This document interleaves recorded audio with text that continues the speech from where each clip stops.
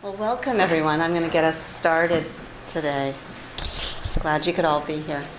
So what we're talking about today is AAC Outcomes for Kids Research Alliance and the origins of an integrated knowledge translation network. So AAC is Augmentative and Alternative Communication, and our team consists of a number of members, a few of whom are here today. So I'll have us introduce each other as we get started in this presentation. Okay, I'll go through some objectives that we have for today. We're going to learn about integrated knowledge translation and its role in clinical best practices. We'll discuss the motivation for and research underway to develop a new measure for children's AAC clinics, and present the planning process and outcomes of a capacity building workshop designed to identify pressing clinical research priorities in AAC Outcomes, and profile the goals, activities, and memberships of our new AAC OK, Outcomes for Kids Research Alliance. Okay, I'll take you through some of the steps that we're going to go over today.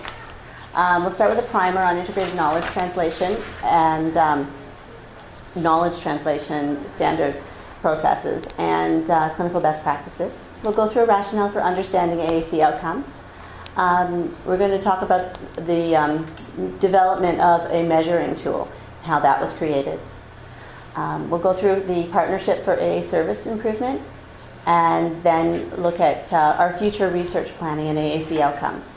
And then finally, we'll talk about the launch of our AAC OK Research Alliance. So I'm going to start us off. Michelle Servais is a researcher at TVCC and a co-investigator on our project. And she's going to kick us off by talking about the integrated knowledge translation. So what is knowledge translation? I'm going to do just a quick overview about knowledge translation. And really, in layman's terms, it means getting the right information to the right people in the right formats at the right time. And so we know that when you use research knowledge, it can help improve health and provide effective health services. And so really this word cloud gives you an idea of all the different ways that people talk about KT, or knowledge translation. And it's really an umbrella term, and there's over 100 words now out there in the research that have to do with knowledge translation. And you'll hear things like knowledge mobilization, or knowledge transfer, knowledge broker, knowledge exchange. And so why is KT needed? Why is it important? And the evidence shows that a lot of the evidence is not being used. And so when you actually start a research project, it can take up to 17 years to get that findings from that project into practice. And it's estimated that only 14% of the research projects that are out there actually get into practice. So it's a real challenge for everyone to try to get that kind of evidence into everyday practice. And it is difficult. They suggest that to keep up with your practice, someone in healthcare would have to read 20 journal articles every week just to keep up with practice. So there's a whole bunch of knowledge that it's hard to keep up with. So currently there's this gap between research and practice, and by using evidence in our practice, it will help make better decisions. And so when we're talking about evidence-informed practice, we're talking about a number of things. One of the things is the research. Another area is the practitioner's expertise. You also have to take into consideration people's characteristics, families' values and preferences and needs, and the environment and context. And so, again, some of just the things that contribute to this research to practice gap is just the volume of information that's out there, and it's not always packaged in easy to read formats or things that we can take and apply to our everyday practice. often we hear people complaining about access to information and not being able to read the journal articles they want. And really, once you're doing a practice, it's often hard to change. So there's lots of barriers to using the research, and that's a little bit of why we're going to talk about some of the different strategies that help knowledge translation. And so here I just wanted to show you, this is a framework that the Canadian Institutes of Health Research uses, the Knowledge to Action framework, to show how one can transfer research findings into practice. And so in the middle part we have knowledge creation, and it's the central funnel, and as you get down to the bottom of the funnel it becomes more refined. So people have an inquiry, then they have to go and synthesize all the information, and from that information, that's where you want to share your tools. And the action cycle is the second part, and that's on the outside. And it's about the implementation of knowledge. And so you want to identify a problem, adapt knowledge to the local context, assess the barriers and facilitators, develop and execute a knowledge translation plan. You want to monitor knowledge use and determine whether it's being used. Evaluate, and you want to sustain the knowledge use. And so when we're doing knowledge translation, the classical way, or the traditional method, you have the research team conducting the study, almost like a helicopter research. They fly in, they ask the questions, they get all the data, and then they give you a report at the end, or they might do an easy-to-read summary. And so this is kind of your classical approach to KT. And they'll often do things like publications, they'll do presentations at conferences, and then they try to tailor the message from their findings to perhaps service providers. They might have educational sessions for clinicians. They might use knowledge brokers to take that knowledge and bring it to practice. So that's one way of doing knowledge translation. And what our group is doing is integrated knowledge translation. And that's where the stakeholders and all the knowledge users actually become part of the research team. And they're along right from the beginning, helping to develop the project. It often comes from their needs. And then, so they know all the steps. They're helping with the research, helping to collect the data. And this can be really effective because they're helping to share the results. And they can share the results with other clinicians. And everyone's helping to share the results. And so this kind of research is thought to actually provide research that's really relevant to the end users of the research. So maybe a little bit more effective way of getting knowledge into the hands of the users. One thing with knowledge translation, integrated knowledge translation, is it does take a team a little longer because to getting everyone up to speed and everyone participating. And just some of the goals and benefits of knowledge translation. When it's being used, it enhances the effectiveness and efficiency of teams. You want to share the knowledge and raise awareness. It informs decision making, and hopefully the knowledge users, it'll promote best practice and behavior change. And so it can also encourage policy change.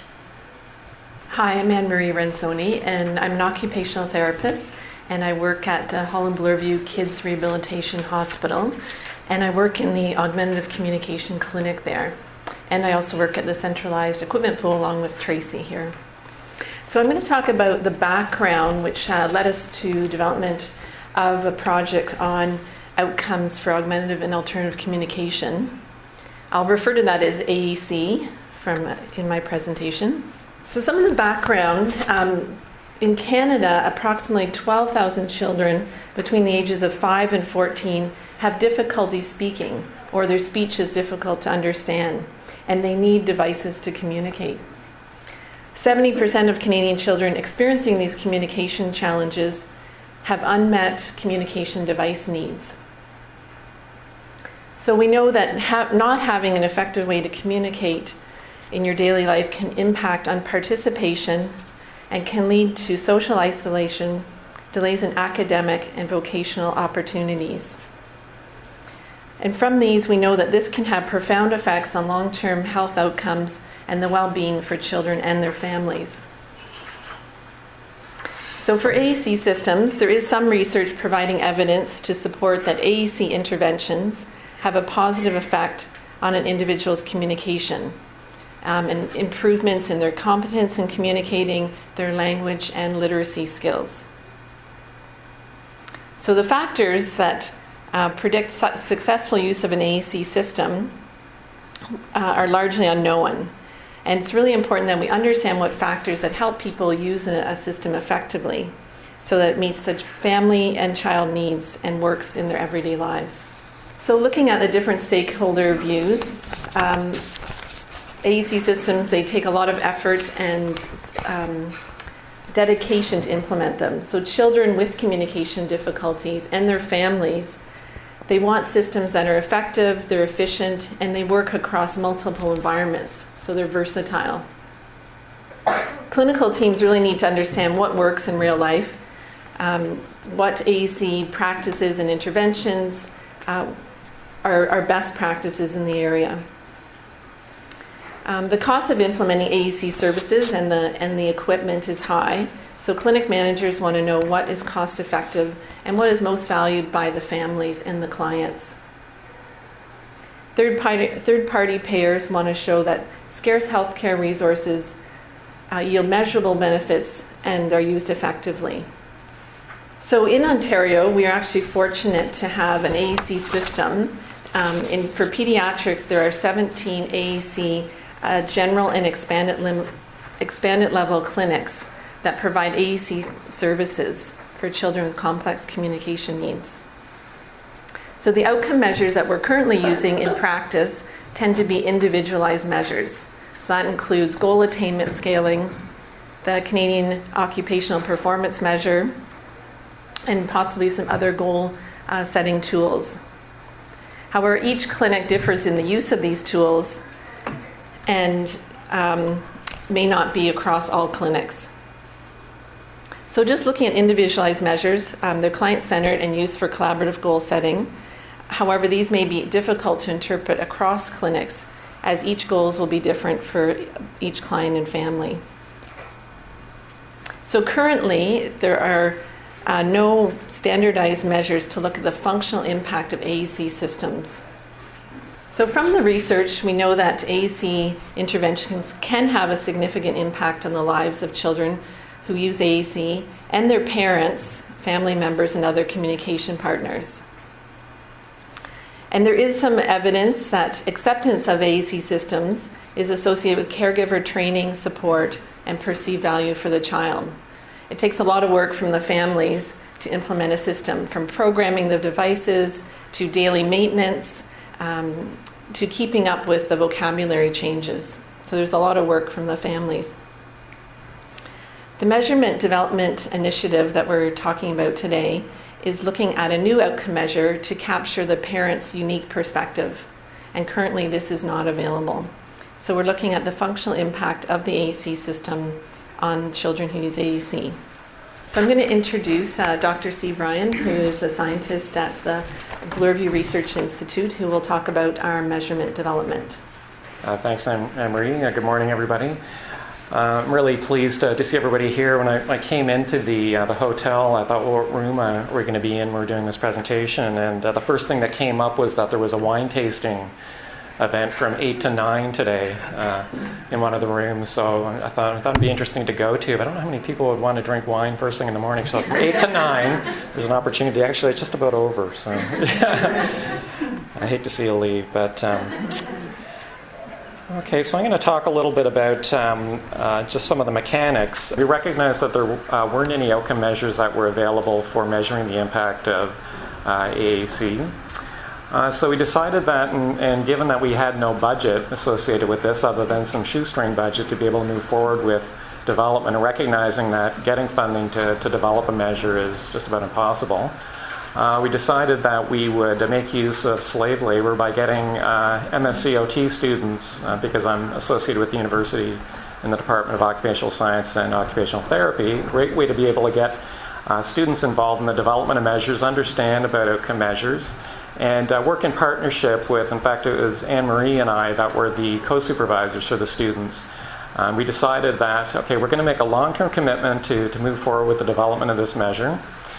So we decided that we would do it in chunks, because it's not just all about developing a research study and then having the MSc OT students fit that study. It's the other way around. When are the students available to be able to do this work? What can we do that's going to be parceled off to be manageable in terms of fitting into their schedules and what the expectations are for the curriculum? So we decided that we would launch this program with a longer-term commitment to be able to develop it over a shorter period, to develop it in stages, and then be able to get to a stage where we have something that has demonstrated properties to it, and then use that as a basis for getting funding to be able to do a larger study.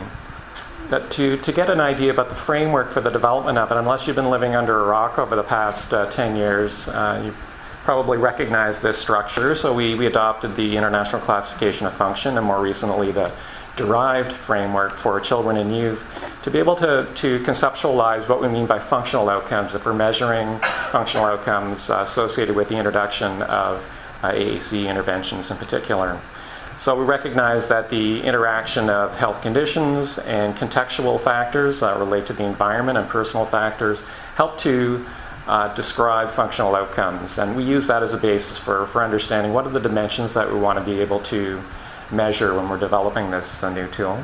So here's the different stages that we went through in supervising OT students to be able to develop the measures. So we started off in year one looking at developing the content. We used the ICF as a way to be able to create some framing to what the concepts are. We looked at the literature to look to see what are the potential dimensions that could be impacted by the introduction of AAC interventions. And we use that as a way to be able to say, well, here's our preliminary thinking about, here's the dimensions that could be influenced. We polled parents as well as content experts, so clinicians in the field that had experience in AAC, and said, what do you think about these dimensions? From a theoretical perspective, this is what we're proposing, and then had them comment on the relevance. So we looked at the content validity of the measure in year one. Year two, we populated the dimensions that we identified, and we conceptualized the measure based on another measure we were developing for adaptive seating and mobility, where there were statements that a parent would read. This is a parent report measure. We decided that we'd focus on that initially, recognize that there's other stakeholders involved, but parents know their kids best, so it's a great way to be able to get their perspective on how they see their child's functioning changing. And we recognize that in future we'd like to be able to look at other stakeholder perspectives as well. But at this stage we'll focus on the perspectives of parents. We drafted these items, and we had a team of parents review the items that we developed and said, do these items actually make sense or not? Are they relevant to you as a parent of a child that has a complex communication need? Or do we need to reword these in a way to make them more understandable? So we ran focus groups with parents to be able to identify that, so that way established the face validity of the items that were contained within each of the dimensions. In the third year, we conducted a larger mail-out. It was really more of a psychometric development exercise. We wanted to be able to send out our draft questionnaire that had more items than we expected that we needed for the measure. And we sent it out to about 130 parents to be able to respond to the questions that were provided. And we used that as a way to be able to reduce the number of items that were in the individual dimensions, as well as eliminate some aspects that weren't really tapping into the areas that we thought were not looking at the impact of AAC interventions. It also gave us an opportunity to look at the internal reliability, so the extent to which the items that are contained within the the individual dimensions. They're actually tapping into the same sorts of dimensions or not too, so that way it just tightened up the reliability of the measures from more of a statistical perspective.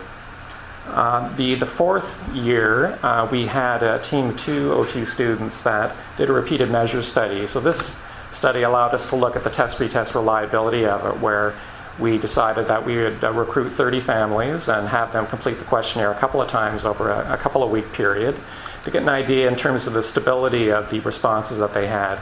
So it gave us some confidence that what they said a couple of weeks earlier was consistent with what they said in present time, and in that way get a sense of, we're not expecting any change in functioning from a parent's perspective on their child's functioning over that short period of time, so we shouldn't see a change in the measure. So again, it just gave us confidence that the measure was stable. So let's talk a little bit before we talk about the next stage of development, and that's a new study. I wanted to give you an idea about the structure of the Family Impact Assistive Technology Scale for AAC. So we have a FIATS module for adaptive seating and mobility, and also one for writing interventions that are computer-based as well. This one's focusing mainly on face-to-face communication. So the measure is intended for parents of children that are between the ages of 5 and 18 that are using or are receiving AAC interventions. And there's 13 dimensions that are included within this aggregate measure. And the way in which we measure the impact of technology is by aggregating the scores, summing those, and getting an idea of the overall impact of functioning. And the idea would be that a higher score would be associated with higher degrees of functioning. So as a child would receive technology or an AAC intervention, there would be a change. So an increase in score, a positive change, would be reflecting a positive change in functioning. So to give you an idea about what the structure is of the items that are in the measure, so there's 89 items, and they're the form that you see here. It's on a Likert scale, so a parent would read, my child has a tough time starting a conversation, and they would say the degree to which they agree or disagree with that statement. So you'd expect that if this was done in a pre-post fashion, that if there was a positive change as a result of the introduction of the AAC device, they would this is almost negatively worded, so there would be a change to be able to suggest that a child wasn't having as much of a tough time in communicating. So some of the other items that are on the measure are worded in a way either positively or negatively, and then they're reversed forward if it's negative to get an idea about the overall impact. So here's now just going back a little bit. So instead of looking at the individual items, these are the dimensions that are included within the measure itself. So we recognize that we want to be able to look at not just the parent's perspective of child functioning, but recognizing that if it's a positive outcome, that it could also be affecting the parent and family. So we're capturing not only child-related dimensions, but also family-related dimensions too, because they're linked in terms of the success of AAC. So you can see they've broken down into 6 dimensions that relate to family-related factors, and 7 that relate to child-related factors. So just drilling in a little bit further, and the number at the end of the description is the number of items that are associated with that particular dimension, so those statements that are provided. So if we look at 3 of the dimensions in particular, so tapping into behavior, a parent would read, I'm concerned about the way my child behaves, and again, offer the degree to which they agree or disagree with that particular statement, and then 5 other statements relate to that as well. So where are we with the measurement status in total? So from the 4 years that we worked to develop the measure into its current state, there are 179 parents and other content experts that were involved in helping to estimate the measurement properties. Based on the work that we did with our MSCOT students, we were able to demonstrate evidence of content and face validity, construct validity, because we also compared in our reliability study, we had another measure that was administered to give us a sense of whether our FIATS-AAC was tapping into the same sorts of dimensions as a standardized measure, looking at the psychosocial impact of having a child with a disability. It gave us an idea about whether it's tapping into the same sorts of constructs. We also demonstrated that it has excellent internal consistency as well as retest reliability. But the one factor, if we want to be able to use this as an outcome measure, we can have all these other properties in place, but we really need to be able to demonstrate that it's responsive to change. We have a change of a certain amount in our measure. What does that mean? If we have a change score of 6, is that something that's clinically meaningful? Well, that's where we wanted to get larger funding to be able to support us to look at that. So there is a paper that we had published in the AAC journal that really describes this measurement development process. A bit dry for a clinician to read through it and get a sense of what we did, but I think the important point is that there is some science behind the development of the measure too, so it's moving forward and providing that support that the measure does have good, at least initial reliability and validity. So I'm going to pass back to Carrie, who's going to talk a little bit more about our current study. So I'm going to talk to you a little bit about the partnerships that we've created to take this tool and make some service improvement happen with it. I manage have managed the augmentative communication service at Thames Valley Children's Centre, and I have a counterpart in our team who also manages the augmentative service at Holland Bloorview. So our objectives that we had, in seeking funding, we went through the Canadian Institute of Health Research, and we looked at their Partnerships for Health Service Improvements program. So some of their objectives were to support research reflecting emerging needs of Canadians and support advances in outcomes. They also support research relevant to decision makers by producing broadly applicable results, foster engagement with a variety of partners, and enable the dissemination of knowledge and application of health research to improve the health of Canadians and strengthen our health system. So we wanted to put together an investigative team that could target those objectives, and we did successfully achieve funding for this project. So this team consists of researchers from both agencies, knowledge translation specialists, the clinical knowledge users. So we involved the clinicians, the therapists who were potentially going to be using this tool and involving themselves in our study. We have a policy analyst, knowledge user from the Ministry of Health involved in our team as well, which is really exciting. We have manager knowledge users, as I've said, and professional practice knowledge users. So we've got a pretty big team. Our research question is this: is the FIATS-AAC responsive to functional change in children aged 5 to 14 years and their families following the receipt of a high-tech graphic-based communication system? So as we're answering this question, we're also thinking ahead to what are we going to do with this information once we learn it. Our participants we're aiming for 50 parents of children who are between the ages of 5 to 14 years and are prescribed and awaiting a high-tech graphic-based communication device. And so our timelines include some assessment points pre and post receiving their device. Our first contact with them is 2 to 3 weeks before dispense of the equipment, then at the dispense date, 6 weeks after, and then 12 weeks after. At each of those intervals, we administer the FIATS-AC, do some observational checklists, as well as a number of other measures. Our timeline is this. We recruited our first family in March of 2014, so we are underway.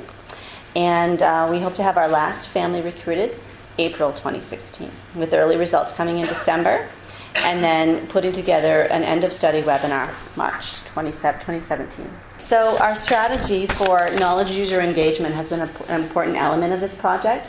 To begin with, both organizations have fostered a culture of commitment of evidence-informed practice within our organizations.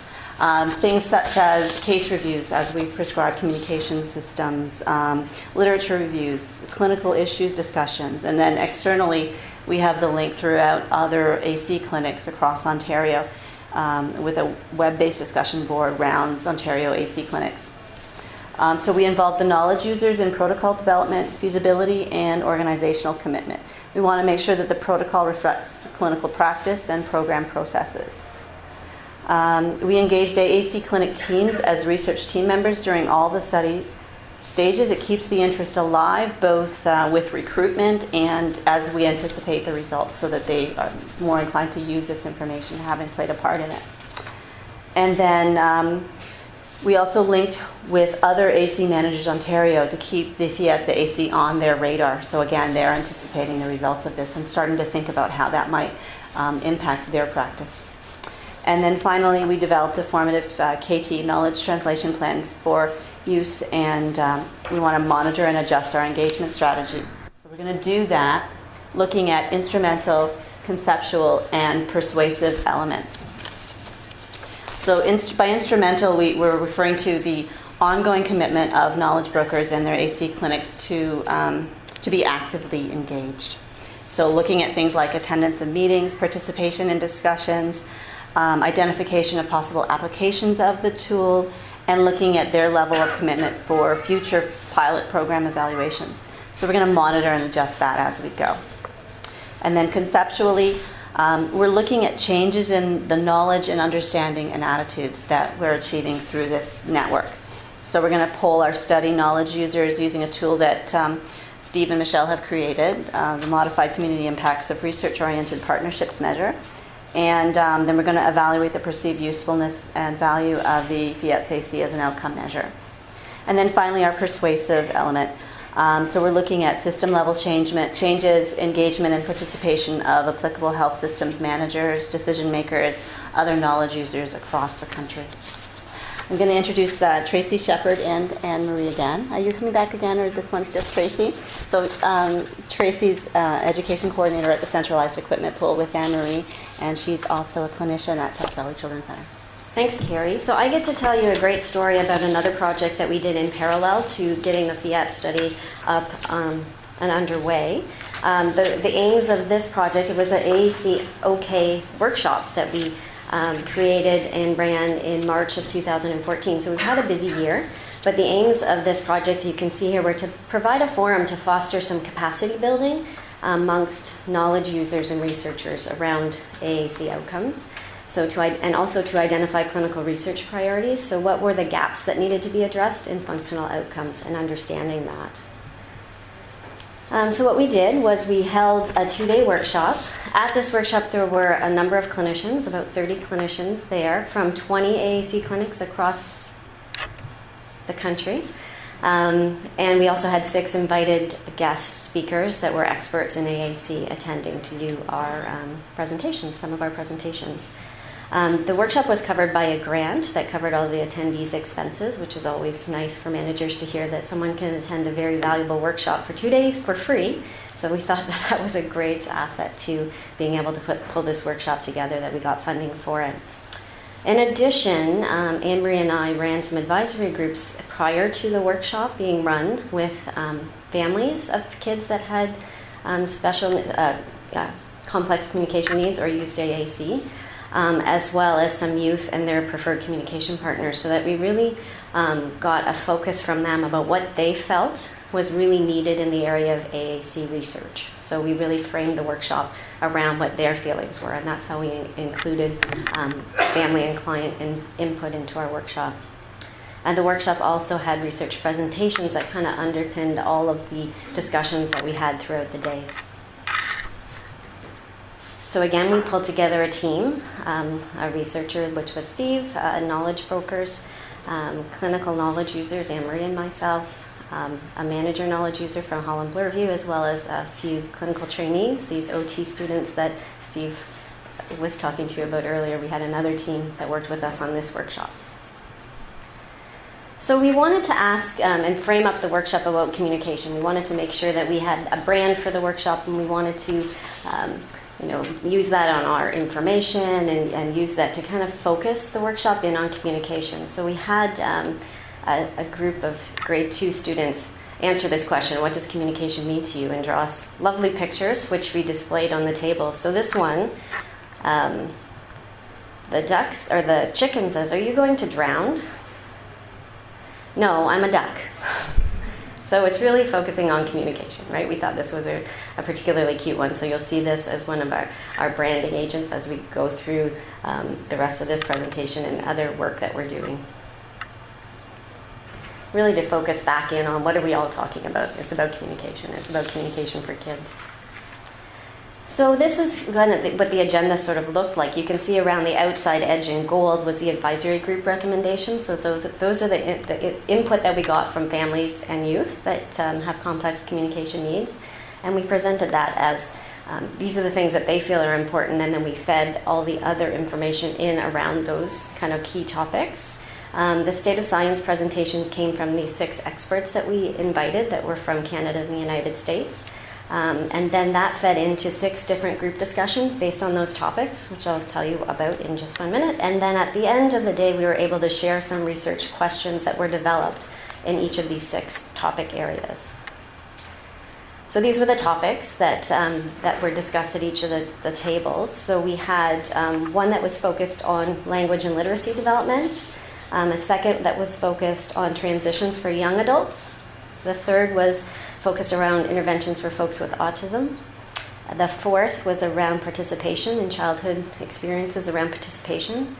The fifth being technological advancements and how that might need to be further researched. And the last was outcome measures in AAC. So those are our topic areas. And what we used was a framework that was kind of redeveloped for the AAC field by this author, Schlosser et al., looking at the different elements of a research question and making sure that as research questions were developed by knowledge users at these tables, that all the key elements for a research question we ensured that they were met there. So you can see in this research question that we have the partners being the kids with autism that are 5 to 8 years old. The environment would be social playtime. The stakeholders are the families, the IBI staff, the service providers. The intervention is using a speech-generating device and with aided language stimulation. The comparison group would be using a speech-language device without aided language stimulation. And the outcomes, we were looking at the number of comments and the types of different comments made during a turn-taking situation. So you can see that this framework really can work well to outline a very specific research question. So at the end of the day, we did end up with lots of great research questions that were developed. We found out that this process of engagement of knowledge users, it works very well to develop research questions. We were able to pull together and submit a white paper about this process to the International Journal of AAC. And we just were able to, what we're going to now next talk about is how we were able to use this process to leverage a national network of people across the country that are interested in AAC research outcomes for kids. So Steve is going to talk about that.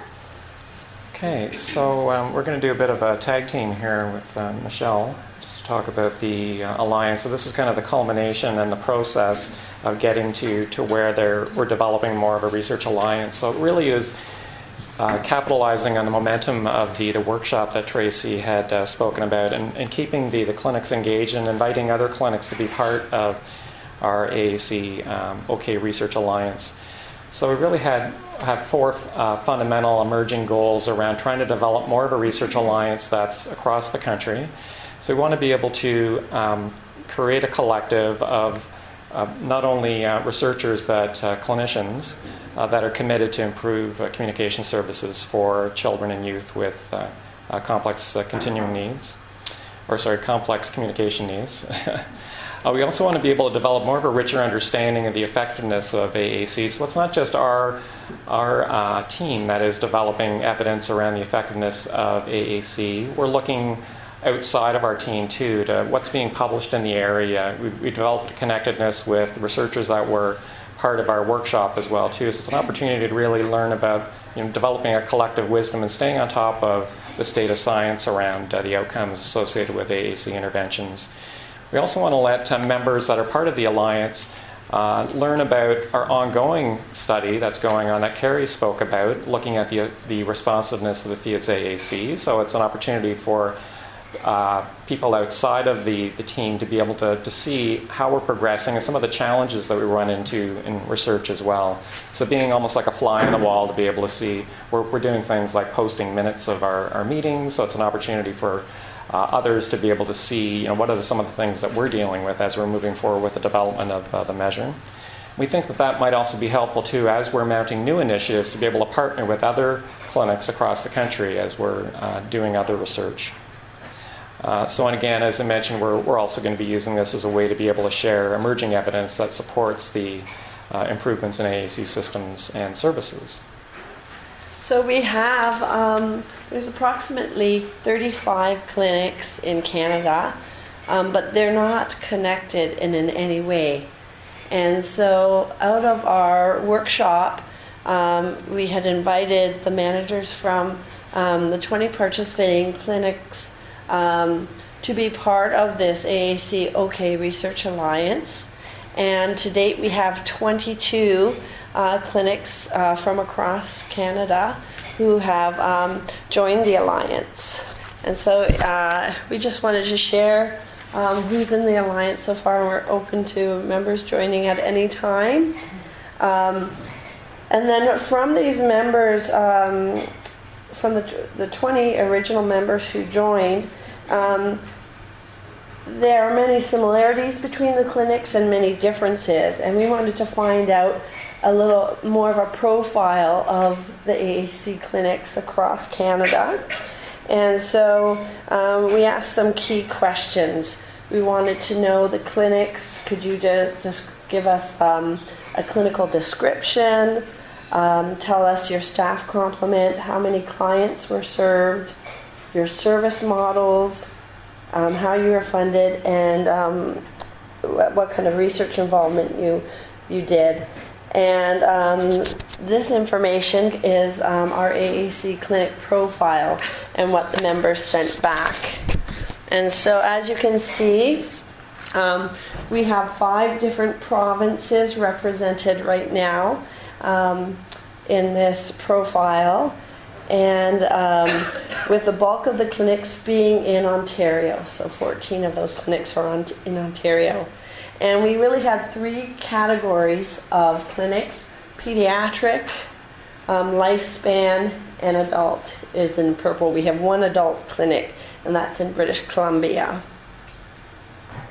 A little bit more staff. So the staff, it was a minimum at the smallest clinic of 2.25 full-time equivalent, and in the largest clinic, 29.7 full-time staff. So just to give you a little picture of what's happening across Canada, there's a lot of variation. So we found that the top 3 diagnoses that the clinics had were, first of all, autism, cerebral palsy being the second, and developmental delay being the third.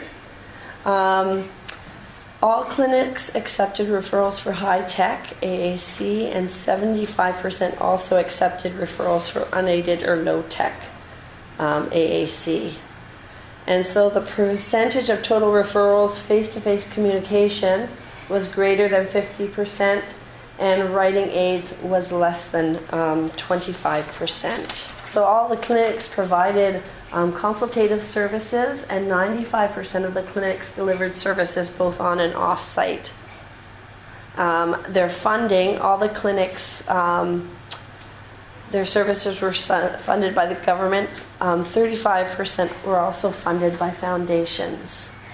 And the equipment, all clinics have their client equipment funded by the government, and 65% of the clinics also shared funded by a third-party agencies. And then we had asked how many participated in research studies, and you can see quite a few of the clinics, 10, had not participated in any research studies.